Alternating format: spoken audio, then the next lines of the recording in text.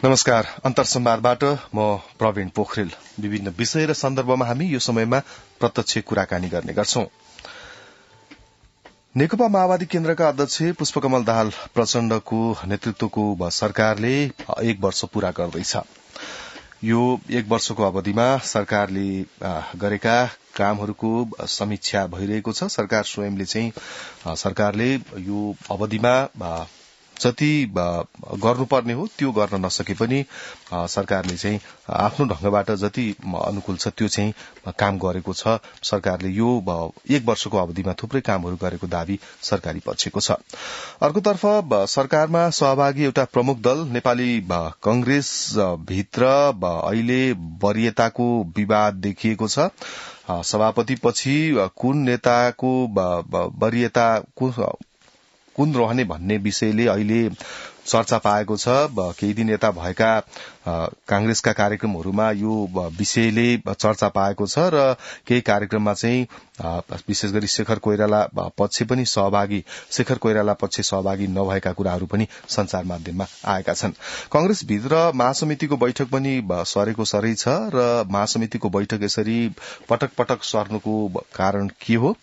सँगै अब कांग्रेसले एउटा सत्ता साझेदारको हिसाबमा सत्ताको प्रमुख दल कांग्रेसले यो सरकारको 1 वर्षलाई कसरी लिएको छ?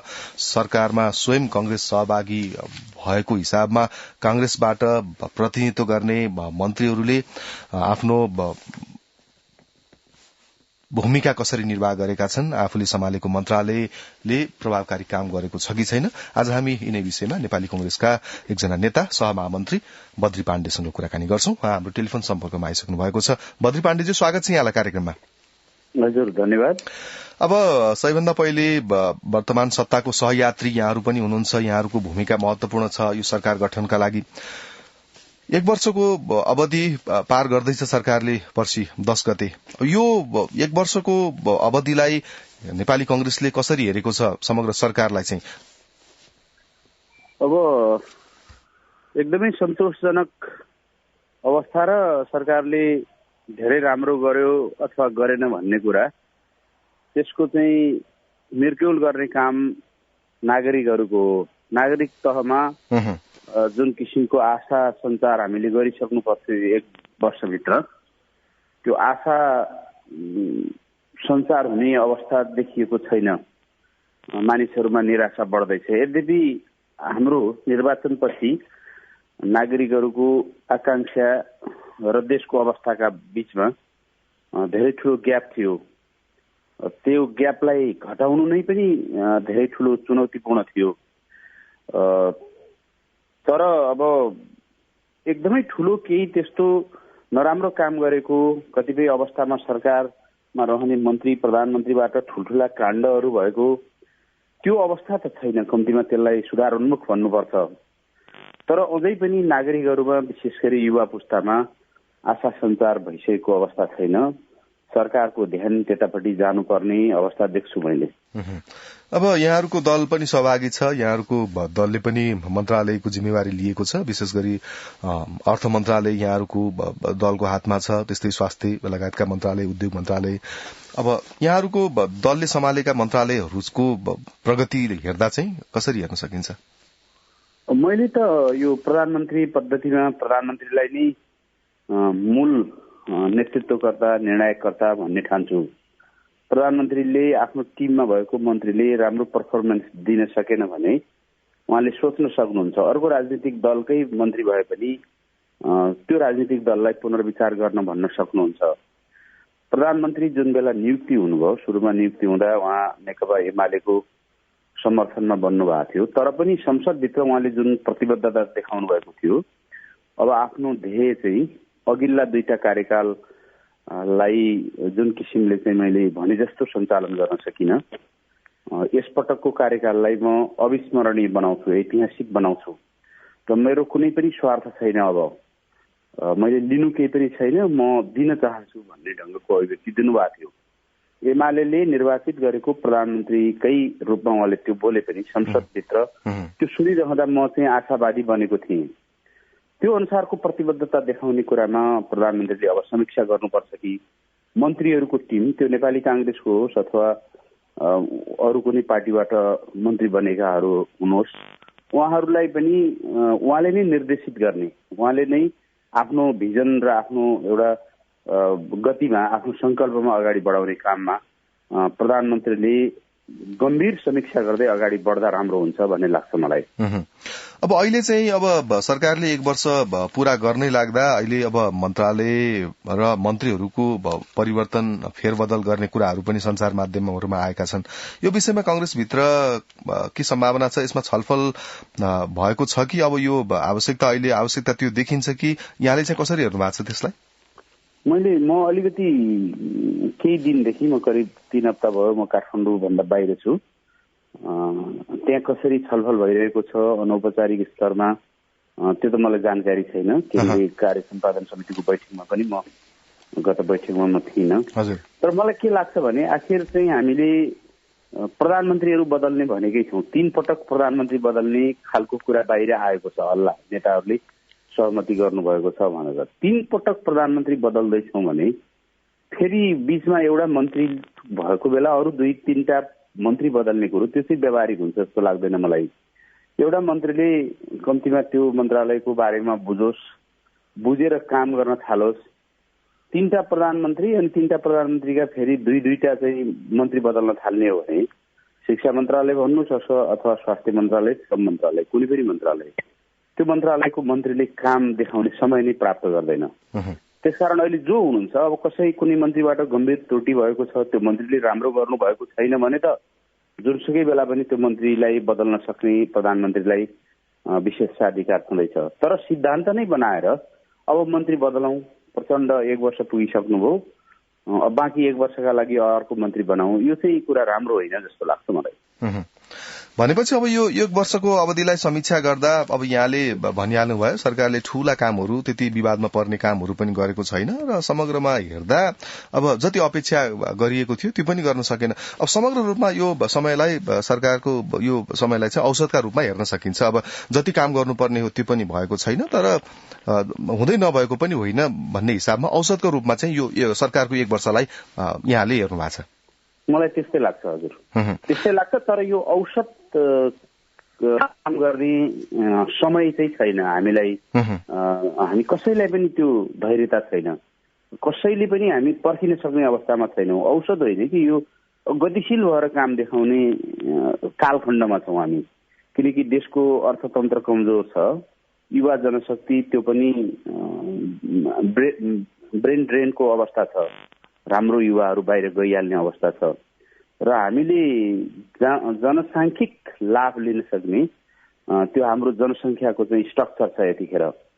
त्यसैले यतिखेर हामीले निच मार्यौँ, यतिखेर औसतमै हामीले चित्त बुझायौँ भनेदेखि हामी मुलुक निर्माणको चाहिँ जुन हाम्रो कर्तव्य हो, त्यो कार्यभार हो, त्यसलाई पूरा गर्न सक्दैनौँ। त्यसमा प्रधानमन्त्री गम्भीर हुनुहोस्, हामी राजनीतिक दलहरू पनि गम्भीर बनाऊ, उहाँलाई सहयोग पुर्याउँ, मन्त्रीहरूको टिमले पनि सहयोग पुर्याओस्, उहाँले पनि सहयोग लिने त्यो क्षमता, योग्यता, त्यो इमान्दारिता राख्नुहोस्। उहाँ अब अरू कुरामा नलाग्नुहोस्, लाग्दै नलाग्नुहोस्, कुनै विवादास्पद कुरामा फस्दै नफस्नुहोस्, केवल देश बनाउने कुरामा। प्रधानमन्त्री भनेको देशको नेता हो, त्यसले चाहिँ म देश बनाउँछु भन्ने कमिटमेन्ट लिन साथै अनि वातावरण बनिहाल्छ। मन्त्रीहरू त्यो लाइनमा आउँछन्, सचिवहरू त्यो लाइनमा आउँछन्, तलसम्म अरू तह 3 तहका सरकारहरू त्यो लाइनमा आउँछन्।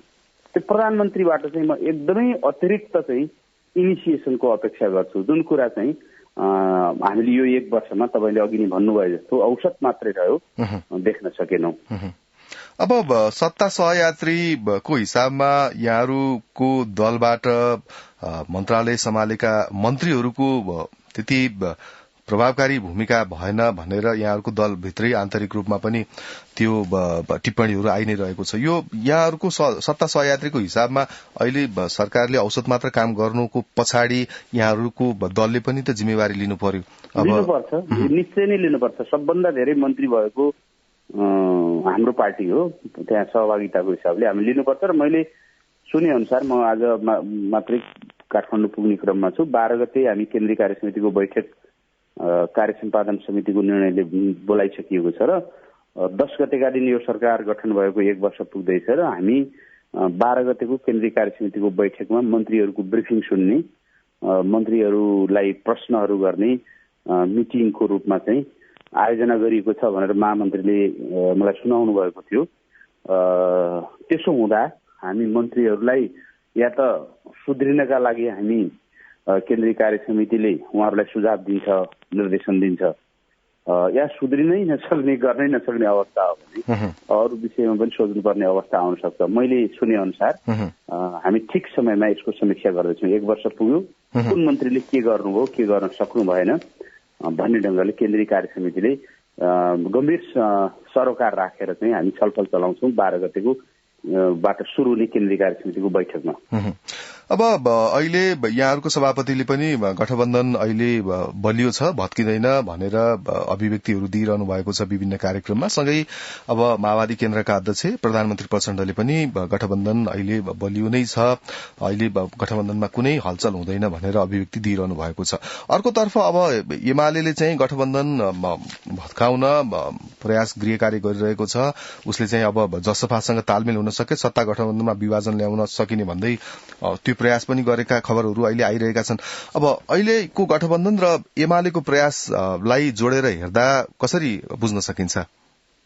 म चाहिँ यो जुन स्थिर राजनीति दिनुपर्ने, राजनीतिक स्थिरता दिनुपर्ने एउटा कर्तव्य जुन हाम्रो छ राजनीतिक दलहरूको एउटा कर्तव्य, किनभने हामीले 52-55 सालतिर असाध्यै ठूलो अस्थिरता देख्यौं। त्यो अस्थिरताले नै हामीले धेरै अप्ठ्यारो झेल्यौं, हामीले संकटकाल झेल्यौं, माओवादीको युद्ध जुन उहाँहरूले चलाउनु भएको थियो त्यसमा आगोमा घिउ थप्ने काम भएको देख्यौं, राजाले शासन लिएको पनि देख्यौं हामीले। त्यसैले यो राजनीतिक स्थिरता एउटा महत्वपूर्ण पाटो हो भनेर हामीले संविधानमा के व्यवस्था गर्यौं भने प्रतिनिधि सभा विघटन गर्न नसक्ने हामीले प्रबन्ध मिलायौं। केपी ओलीले विघटन गर्नुभयो, 2 पटक विघटन गर्नुभयो, अदालतले त्यसलाई चाहिँ असंवैधानिक भनिदियो।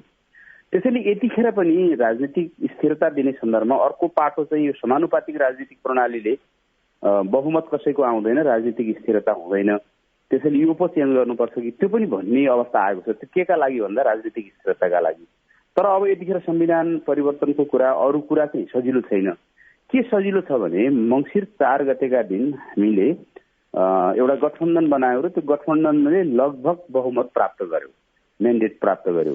त्यसैले यसलाई चाहिँ 4 वर्ष 5 वर्ष मात्रै टिकायौँ भने हामीले अर्को 84 अर्को निर्वाचन हुने बेलासम्म टिकायौँ भने प्रधानमन्त्री चेन्ज हुन सक्नु होला, मन्त्री चेन्ज हुन सक्नु होला, तर यो गठबन्धन चाहिँ नभत्किने मात्रै हामीले गर्यौँ भने यो प्रणालीबाट पनि हामी राजनीतिक स्थिरता दिन सक्दा रहेछौँ भन्ने कुराको एउटा पुष्टि हुन्छ। अर्को के हुन्छ भने राजनीतिक स्थिरताले अस्थिरताले दिने जुन खालका चाहिँ आरोह अवरोह छन् त्यसलाई अलिकति म्यानेज गरेर देशले केही गति लिने, केही सुचारू बाटो लिने, केही पद्धति निर्माणमा चाहिँ एउटा भए पनि इट्टा थप्ने काम गर्ने, त्यो कारणले चाहिँ यो गठबन्धनलाई 5 वर्ष लिएर जानुपर्छ भन्ने दृढ मान्यता म व्यक्तिगत रूपमा, पार्टीभित्र विभिन्न खालका छलफल भइरहेका होलान्, तर मेरो आफ्नो मान्यता के भने यसैलाई हामीले मङ्सिर 4 को म्यान्डेटलाई अर्को निर्वाचनसम्म लिएर जानु चाहिँ हाम्रो बुद्धिमानी पनि हुन्छ, हाम्रो दूरदर्शिता पनि हुन्छ, हाम्रो योग्यता पनि हुन्छ, त्यो म्यान्डेटका प्रतिको सम्मान पनि हुन्छ भन्ने लाग्छ मलाई। त्यसमा चाहिँ पार्टीहरू प्रतिबद्ध हुनुपर्छ, कांग्रेस माओवादी लगायतका दलहरू प्रतिबद्ध हुनुपर्छ भन्ने ठान्छु म। भनेपछि अब आगामी 4 वर्षसम्म पनि यो गठबन्धन आवश्यक छ, राजनीतिक मुलुकमा राजनीतिक स्थिरताका लागि भए पनि यो गठबन्धन चाहिँ भत्काउन जरुरी छैन, यो गठबन्धन चाहिँ आवश्यक छ यहाँको हुँदैन भन्छु, भत्काउन हुँदैन नै भन्छु म त। रेडियो नेपालबाट अन्तर्संवाद कार्यक्रम सुन्दै हुनुहुन्छ। आजको अन्तर्संवादमा हामी नेपाली कंग्रेसका सहमहामन्त्री बद्री पाण्डेसँग कुराकानी गरिरहेका छौं। अब यहाँहरूको आन्तरिक राजनीति तर्फ लागौं, नेपाली कंग्रेसको आन्तरिक राजनीतितर्फ अहिले वरियताको विवाद आएको छ। सभापति पछि को दोस्रो स्थानमा, वरियतामा दोस्रो स्थानमा रहने भन्ने विषयले अहिले प्राथमिकता पाएको छ र विशेष गरी देउवासँगै प्रतिस्पर्धा गर्नुभएका शेखर कोइराला पक्षले चाहिँ दोस्रो वरियता पाउनुपर्ने दावी गरिरहेको छ र त्यो कारण विभिन्न कार्यक्रमहरूमा पनि अनुपस्थित भएका खबरहरू आएका छन्। जस्तो जनकपुरमा सम्मेलन भयो मधेस प्रदेशको, त्यो सम्मेलनमा चाहिँ कोइराला सहभागी हुनु भएन। अब यो कांग्रेसमा अहिले आएको, अहिले देखिएको वरियताको विवादलाई चाहिँ कसरी हेर्न सकिन्छ? त्यो बारेमा मैले वास्तवमा न मध्य प्रदेशको सभापतिसँग यो विषयमा मेरो केही कुरा भएको छ, न मेरो डाक्टर शेखर कोइरालासँग नै कुरा भएको छ। म टाढा रहेँ, मैले धेरै यो विषयमा चासो दिन मैले खोजिन चाहिन। तर मलाई के लाग्छ भने यो विगतमा पनि एउटा परम्परा छ, जो प्रतिस्पर्धामा चाहिँ निकट प्रतिस्पर्धी हुन्छ उसलाई चाहिँ सभापति भन्दा पछि को मर्यादा क्रममा राख्ने हाम्रो प्र्याक्टिस नै छ। गिरिजा प्रसाद कोइराला हुनुहुँदा शेरबहादुर देउवा रहनुभयो, शेरबहादुर फेरि सुशील कोइराला हुँदा शेरबहादुर देउवा वर्तमान सभापति चाहिँ वरिष्ठतम व्यक्तिको रूपमा रहनुभयो। त्यसै गरी फेरि शेरबहादुर देउवा सभापति हुँदा रामचन्द्र पौडेल वरिष्ठतम व्यक्तित्वको रूपमा रहनुभयो। अहिले पनि शिष्टाचारपूर्वक यसमा कुनै विवादै नगरिकन फेरि यो 2 वर्षपछि आएर चर्चा गर्ने कुरा होइन कि महाधिवेशनपछि लगत्तै ताजामै सभापतिकै रूपमा कुनै व्यक्तिले 40% मत ल्याउँछ भने त्यो एउटा वैकल्पिक नेताको रूपमा सभापति सँगसँगैको एउटा सह व्यक्तित्वको रूपमा डाक्टर शेखर कोइरालालाई त्यो मर्यादा क्रममा राखिदिएको भए त्यो बेलाई अब यो जटिलता निम्त्याउनु भन्दा त्यो चाहिँ धेरै शिष्टाचारको दृष्टिकोणले पनि परम्पराको दृष्टिकोणले पनि पार्टीलाई एक ढिक्का बनाउने 60% 40% जुन गणितमा पनि हामी भन्ने गर्छौँ 60 र 40 लाई 100% 100% पुर्याउने त्यो एउटा सजिलो सहज उपाय थियो, स्वाभाविक प्रक्रिया थियो। अब यो त्यो बेला सभापतिले गर्नु भएन, त्यसैको चाहिँ त्यो नगरेकै कारणले अहिले यो समस्या चाहिँ बल्झेको हुन सक्छ, समस्या निम्तिएको हुन सक्छ। अब यसमा अरूले भन्दा पनि सभापतिले आफ्नो विवेक प्रयोग गर्ने कुरा हो। सभापतिले चाहिँ पार्टीभित्र जुन द्वन्द्व मतभेदहरू छन् त्यो मतभेदमा बाट माथि उठेर एउटा निर्णय गर्ने कुरा हो, विवेक सम्मत निर्णय गर्ने कुरा हो। त्यो सभापतिले सोच्नु भयो होला, अझै पनि सोच्नुहुन्छ भन्ने ठान्छु म त्यो विषयमा। त्यसो भए जुन खालको कोइराला पक्षको दाबी छ यसलाई चाहिँ स्वाभाविक रूपमा लिनुपर्छ र निसन्देह रूपमा 40% मत पाइसकेको एउटा पार्टीभित्र त्यो किसिमको मत भइसकेको व्यक्तिलाई वरिष्ठ नेता बनाउनु नै कांग्रेसभित्र उपयुक्त अहिले देखिन्छ। उहाँले दाबी गर्ने भन्दा पनि त्यो पक्षले दाबी गर्ने भन्दा पनि सभापतिले महसुस गर्नुपर्ने कुरा हो, परम्परालाई पनि उहाँले हेर्नु पर्यो। सबैलाई मिलाएर लिएर गएर म 100% मतदाताहरूको सभापति हुँ भन्ने देखाउन पनि त्यो एउटा सांकेतिक रूपमा भए पनि उहाँलाई साइडमा राख्नुपर्ने, उहाँलाई छेउमा राख्नुपर्ने कुराले चाहिँ पार्टीलाई हित गर्छ भन्ने ठान्छु म।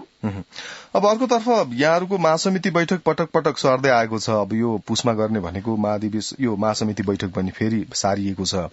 यो हिसाबमा अब प्रत्येकचोटि पटक पटक यसरी बैठकहरू सारिरहँदा कांग्रेसको आन्तरिक जीवनमा कांग्रेसका कार्यकर्ताहरूमा अलिकति सकारात्मक सन्देश गएको छैन, देखिँदैन। किन पटक पटक यहाँहरूले महासमिति बैठक सारिरहनु भएको छ? अब यो पहिलो कुरा त मैले यसको एकदमै चाहिँ क्रक्समा एकदम गहिराईमा पुगेर कुरा गर्दाखेरि चाहिँ मैले के भन्छु भने हामी कामकाजी नै रहेनछौँ। विधान बनाउँछौँ, हामी विधानका व्यवस्थाहरू चाहिँ बडो टाइट बनाउँछौँ तर त्यसलाई कार्यान्वयन गर्दैनौँ। संविधान बनाउँछौँ, कानून बनाउँछौँ, कार्यविधि बनाउँछौँ, मन्त्रीहरूले नियमावलीहरू बनाउनुहुन्छ तर कार्यान्वयन गर्ने कुरामा त्यो तदारुकता म देख्दिनँ। त्यो एउटा कल्चरको कुरा हो, बनिसक्यो र त्यो कल्चर हाम्रा लागि अवनतिको कारण हो। हाम्रा विधानका व्यवस्था पनि कस्तो छ भन्नुहुन्छ भने महाधिवेशन भएको वर्ष र महाधिवेशन हुने वर्ष बाहेक बाँकी वर्षहरूमा महासमितिको बैठक आयोजना गर्नुपर्छ। हामीले 2 वर्ष बिताइसक्यौँ, 2 वर्ष क्रस भएर अगाडि बढिसक्यौँ, महासमितिको बैठक आयोजना गर्न सकेका छैनौँ। कतिपय प्रदेशहरूमा सम्मेलन भएका छैनन्, त्योभन्दा पहिले हुनुपर्ने सम्मेलनहरू हुन्। कतिपय जिल्लामा जिल्ला सम्मेलन भएका छैनन्। कतिपय वडा पालिकाले समेत सम्मेलन गर्न नसकेका चाहिँ उदाहरण होलान्, मलाई ठ्याक्कै त्यो थाहा छैन त्यो तहमा। त्यसैले के भने हामीले काम गरिरहेका छैनौँ। यति महिनाभित्र 3 महिनाभित्र 2 महिनाभित्र बैठक गर्नुपर्ने भनेर विधानमा लेख्छौँ तर त्यो गर्दैनौँ। सभापतिले गर्न खोज्यो भने पनि कोरम पुग्दैन, कतिपय संरचनामा त्यस्तो समेत अवस्था छ। त्यसैले हाम्रो पार्टीलाई हामीले अथवा दलीय व्यवस्थामा एउटा दललाई हामीले कसरी कामकाजी बनाउने, विधानमा लेख्ने बेलामा सोच्ने बरु पटक पटक, तर लेखिसकेपछि त्यसलाई अक्षरशः परिपालना गर्ने दिशामा हामीले दलीय प्रणालीमा दलहरूलाई लिएर गएनौँ भने त्यसको प्रभाव चाहिँ राजनीतिमा पर्छ, राजनीतिको प्रभाव चाहिँ प्रशासनमा पर्छ, विकासमा पर्छ, सबैतिर पर्छ र हामीलाई यो पछौटेपनको, अवनतिको, गतिहीनताको चाहिँ हामी शिकार बन्छौँ। नेपाली कांग्रेस पार्टीभित्र पनि महासमितिको बैठक पटक पटक सर्ने कुराको संकेत चाहिँ यही हो भन्ने लाग्छ र यसले एकदमै नकारात्मक सन्देश दिएको छ। अब चाहिँ सर्न हुन्न भन्ने ठाउँको। अब हामी कुराकानीको अन्त्यतिर आइपुगेका छौँ। अब यहाँहरूको संस्थापक नेता सन्त नेता कृष्णप्रसाद भट्टराईको आज जन्म जयन्ती पनि हो। विभिन्न कार्यक्रम गरी यहाँहरूले उहाँलाई स्मरण पनि पार्टीले गर्ने कार्यक्रम रहेको छ। अब एक हिसाबमा हेर्दा यस्ता व्यक्ति पनि कांग्रेसमा थिए, यस्ता व्यक्ति पनि नेता थिए र भन्ने अहिलेको सन्दर्भमा त्यो आउँछ। यहाँले कसरी सम्झनुहुन्छ छोटकरीमा? मैले अब त्यागको राजनीतिका प्रतिमूर्तिका रूपमा कृष्णप्रसाद भट्टराई, सुशील कोइराला, इभन चाहिँ मनमोहन अधिकारी लगायतका नेताहरूलाई सम्झिन्छु र राजनीति यो भोगवादी बाटोबाट होइन कि त्यागवादी बाटोबाट जानुपर्छ, आदर्शकै बाटोबाट जानुपर्छ। राजनीति जतिसुकै आदर्शलाई मान्छेहरूले लान्छना लगाउन्, यो असान्दर्भिक भयो भनौँ, त्यो बाटोबाट जानुपर्छ। एउटा आदर्श पुञ्जको रूपमा, त्यागी नेताको रूपमा म उहाँलाई चाहिँ सम्मान गर्छु। हस् बद्री पाण्डेज्यू, कुराकानीका लागि यहाँलाई धेरै धन्यवाद। आजको अन्तर्संवादमा हामीले नेपाली कंग्रेसका सहमहामन्त्री बद्री पाण्डेसँग कुराकानी गर्यौं। विशेष गरी सरकारको 1 वर्ष अनि कांग्रेसभित्रको आन्तरिक राजनीतिक लगायतका विषयमा उहाँसँग हामीले कुराकानी गर्यौं। प्राविधिक साथी उत्तम पाण्डेलाई धन्यवाद। म प्रवीण पोखरेल बिदा हुन्छु। नमस्कार।